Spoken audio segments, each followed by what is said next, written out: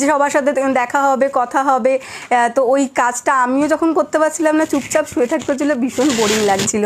এক এক সময় মনে হয় যে একটু রেস্ট পেলে ভালো হয়, একটু ঘুমোবো, একটু এ করবো। তারপর যখন একদম 15 দিন বেড রেস্ট দিয়ে দিয়েছে, তখন আর মনে হচ্ছে বিরক্ত লাগছে, মনে হচ্ছে কবে আমাকে ছাড়বে, এরম অবস্থা।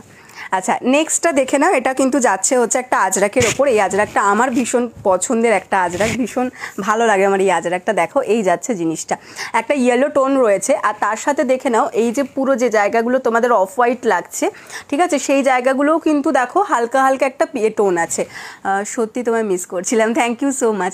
দি কেমন আছো? এখন ভালো আছি গো, তোমরা কেমন আছো বলো? এখন ঠিক আছি আমি, যার জন্য লাইভে আসতে পারছি। আমার জন্ডিস ধরা পড়েছিল গো, জন্ডিস ধরা পড়েছে, এবং সেটা একটুখানি বাড়াবাড়ি রকমের হয়েছিল।